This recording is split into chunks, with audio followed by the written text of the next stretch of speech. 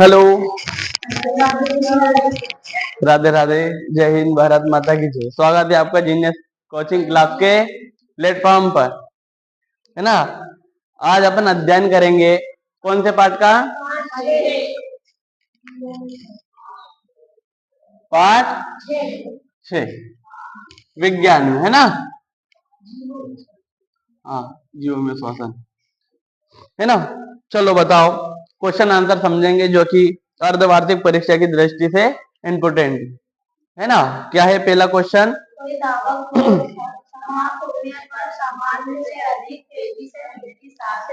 हाँ, जब कोई धावक अपनी दौड़ को समाप्त करता है तो उसको अत्यधिक गहराई से श्वास लेने की आवश्यकता क्यों होती है ना। जैसे कि अपन अभी नॉर्मल है, यदि अपन कोई बोल दे अपन से, है ना, कि यदि आपको 1 किलोमीटर दौड़ना है ना, तो दौड़ने के बाद आपकी श्वसन दर क्या होगी? बढ़ जाएगी, है ना। तो जब कोई धावक दौड़ता है तो उसको अत्यधिक ऊर्जा की आवश्यकता होती है ना। अत्यधिक ऊर्जा की आवश्यकता होती है। फिर सेकंड पॉइंट क्या आगा? दौड़ने के पश्चात उसकी श्वसन दर बढ़ जाती है ना। दौड़ने के बाद श्वसन दर बढ़ जाती है। फिर दौड़ने के बाद उसकी श्वसन दर बढ़ जाएगी, यानी कि उसको दौड़ने के बाद अत्यधिक ऊर्जा की आवश्यकता होगी, इसलिए वो अत्यधिक गहराई से श्वास लेगा, है ना। फिर अगला पॉइंट क्या है? वह तेजी से श्वसन करने लगे, श्वसन दर बढ़ जाएगी तो गहराई से श्वसन भी करेगा, है ना। और उस श्वसन के दौरान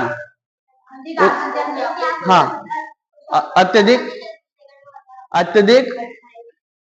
क्या हो गया? कोई दिक्कत नहीं, चल रहा है ना। हाँ, नहीं चालू है, कोई दिक्कत नहीं, है ना। ठीक है, जिसके दौरान क्या होता है? अत्यधिक ऑक्सीजन की आपूर्ति हो जाती है, जिसके कारण किसी दवा को दौड़ने के बाद, है ना, उसकी श्वसन दर बढ़ जाती है। ठीक है, अगला क्वेश्चन कौन सा है?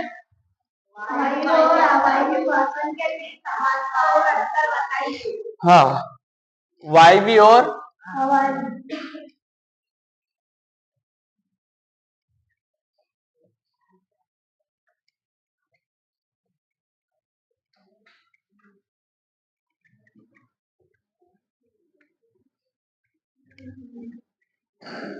वायवी और अवायवी श्वसन में अपने को क्या बताना है? अंतर और समानता दोनों बतानी है ना। तो पहले अपन क्या देखते हैं? समानता देखते हैं पहले, फिर अंतर देखना है ना। ठीक है, वायवीय श्वसन और अवायवी दोनों श्वसन में समानता क्या है, यानी कि कौन सी चीज दोनों श्वसन में कॉमन है ना। तो वायवीय और अवायवीय श्वसन में दोनों में क्या होता है? भोजन का विखंडन होता है ना। तो अपन लिख सकते हैं कि दोनों श्वसन में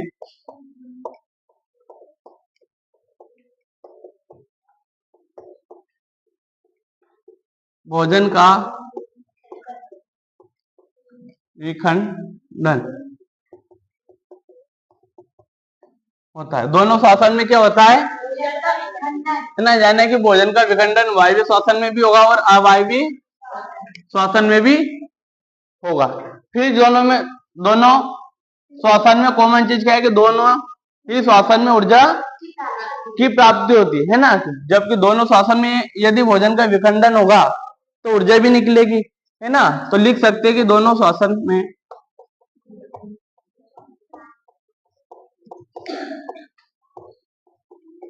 ऊर्जा की प्राप्ति होती है। दोनों ही श्वसन में क्या होगी? ऊर्जा की प्राप्ति होगी, यानी कि ऊर्जा वायवीय श्वसन में भी निकलेगी और अवायवीय श्वसन में भी ऊर्जा निर्मुक्त होगी, है ना। अब देखते हैं अंतर, कि दोनों श्वसन में अंतर क्या है। अब अंतर बहुत ही सिंपल है, क्या है, यदि भोजन ऑक्सीजन की उपस्थिति में भोजन का विखंडन करता है तो वायवीय श्वसन होगा, और ऑक्सीजन की अनुपस्थिति में यदि भोजन का विखंडन करता है तो अवायवीय श्वसन है ना। तो लिख देते इसमें, यदि भोजन है ग्लूकोज है ना,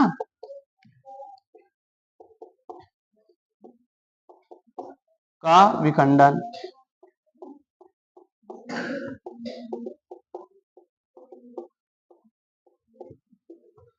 ऑक्सीजन की उपस्थिति में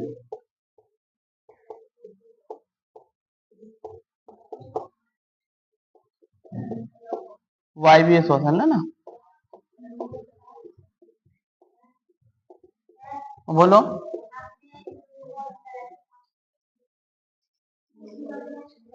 काहे की कोई बात नहीं, लिख सकते हैं ना।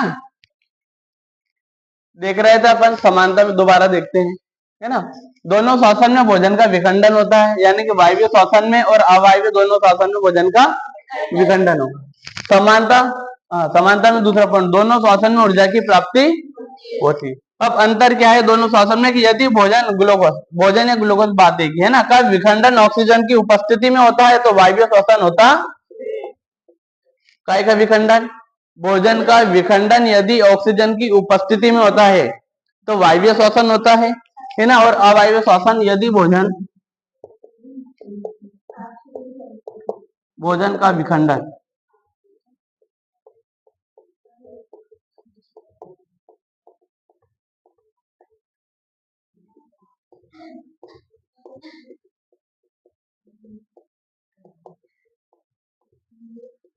अनुपस्थिति में होता है तो वह अवायवी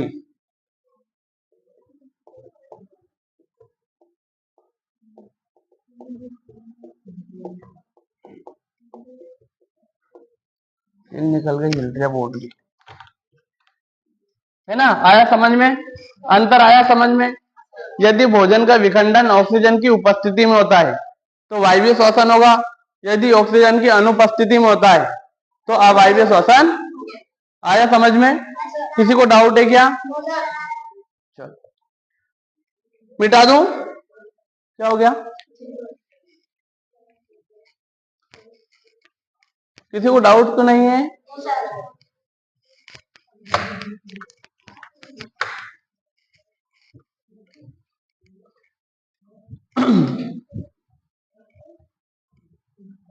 अगला क्वेश्चन बहुत ही शानदार है, बहुत ही अच्छा क्वेश्चन है।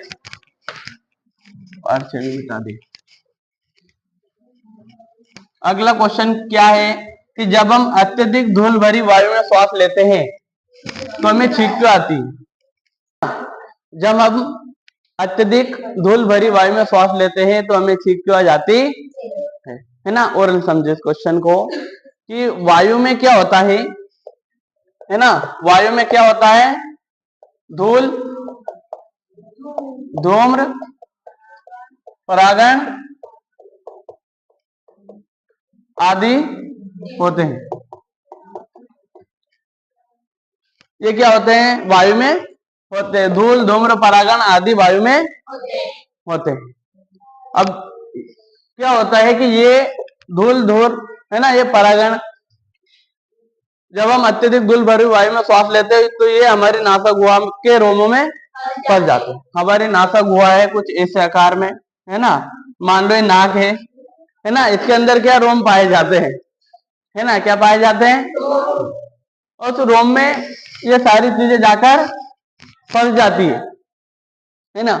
लेकिन कभी कभी क्या होता है कि ये धूल के कण, परागण हमारी नासा गुहा के उस पार है ना, जिसके परिणाम स्वरूप हमारे नासा गुहा की कोमल परत उत्तेजित होती है या उत्तेजित करते हैं, जिसके परिणाम स्वरूप हमें छींक आ जाती। कैसे बताओगे? वायु में धूल, धूम्र, परागण आदि होते हैं, फिर क्या करते हैं, ये नासा गुहा के रोमों फंस जाते हैं। कभी कभी क्या होता है, ये क्या है, नासा गुहा के रोमों में जाके फंस जाते हैं। लेकिन कभी कभी क्या होता है, कभी कभी ये कण, शॉर्ट में लिख रहा हूं, नासा गुहा के उस पार चले जाते हैं, उस पार चले जाते हैं, उस पार चले जाते हैं, मतलब नासा गुहा के अंदर चले जाते हैं। जिसके बाद क्या होता है कि नासा गुहा की, है ना, नासा गुहा की कोमल परत, अंदर एक कोमल परत पाई जाती है नासा गुहा में, है ना। तो नासा गुहा की कोमल परत को उत्तेजित कर देते हैं, जिसके परिणाम स्वरूप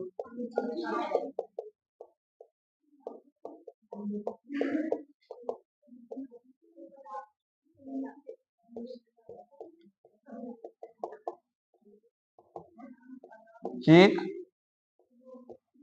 आ जाती है। किसी को डाउट है क्या?